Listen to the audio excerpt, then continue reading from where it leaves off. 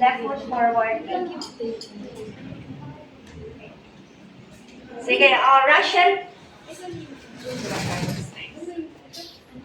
Russian table setting. Start with, Centerpiece. of course, inunan muna natin yung linen, followed by the centerpiece. Hollowware, salt and pepper shaker.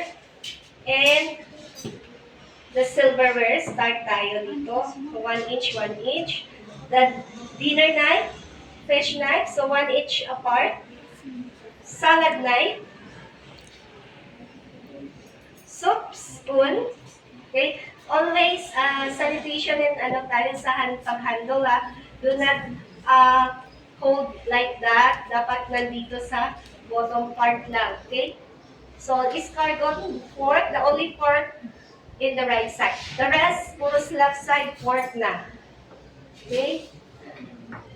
Dinner knife. Dinner forks rather. Fish fork.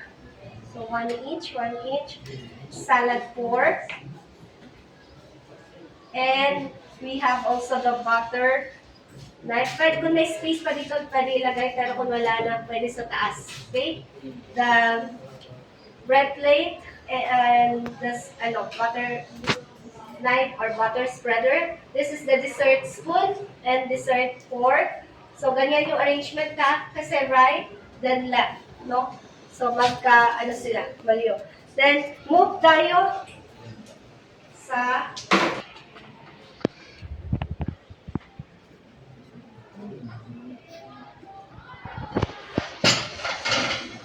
okay, adjust 1 inch. Kung kailangan i-adjust, i-adjust. Okay?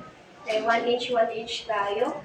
Kung makapasok pa ito, pwede mo i-unroll. Pero kung hindi na, sige, dyan na lang. And the last one,